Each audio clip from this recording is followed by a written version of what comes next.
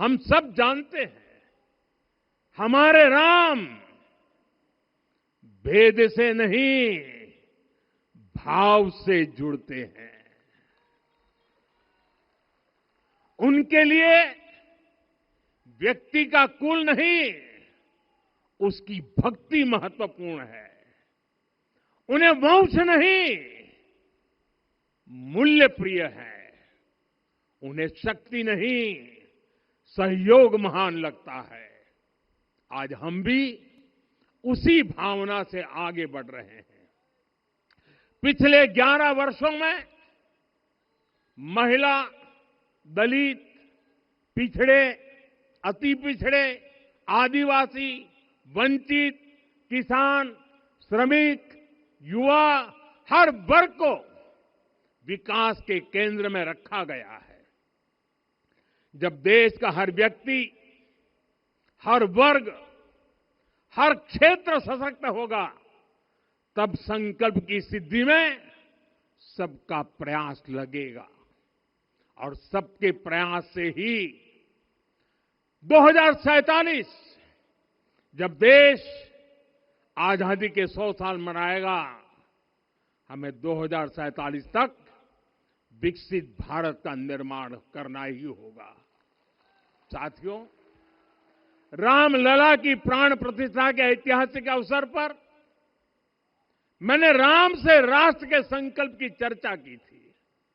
मैंने कहा था कि हमें आने वाले 1000 वर्षों के लिए भारत की नींव मजबूत करनी है।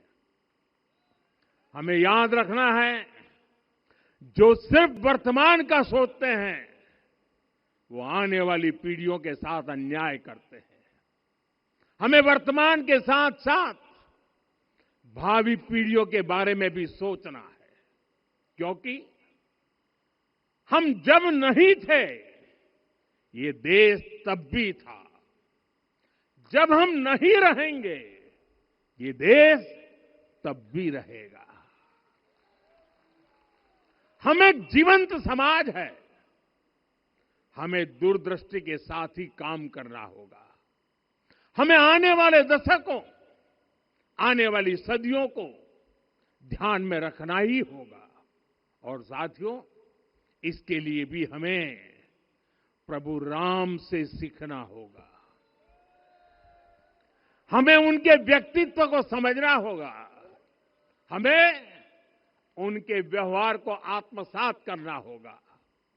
हमें याद रखना होगा, राम यानी आदर्श, राम यानी मर्यादा, राम यानी जीवन का सर्वोच्च चरित्र, राम यानी सत्य और पराक्रम का संगम। दिव्य गुणे शक्र समो रामः सत्य पराक्रमः।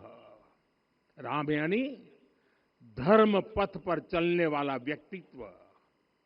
रामः सत्पुरुषो लोके सत्यः सत्यपरायणः।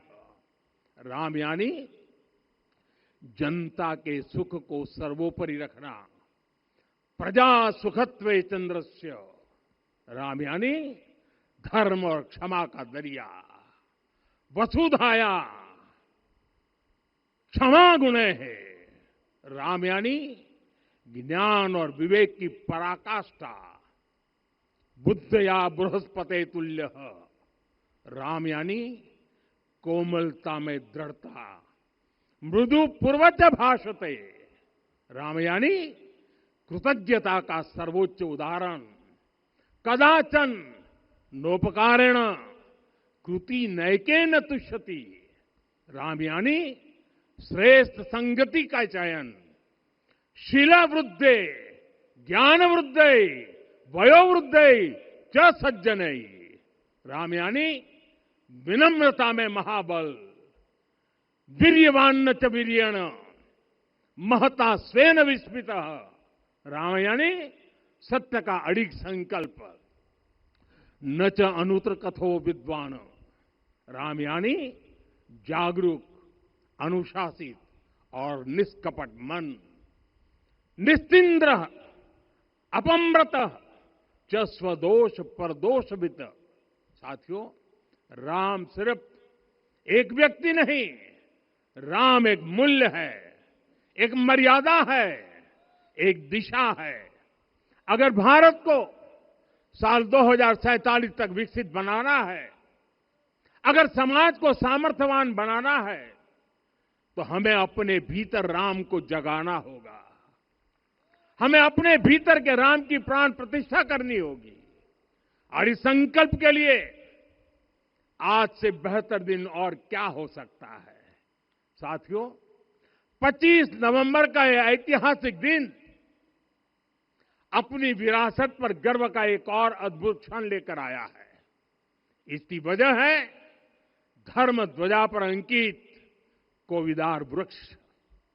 ये कोविदार वृक्ष इस बात का उदाहरण है कि जब हम अपनी जड़ों से कट जाते हैं तो हमारा वैभव इतिहास के पन्नों में दब जाता है।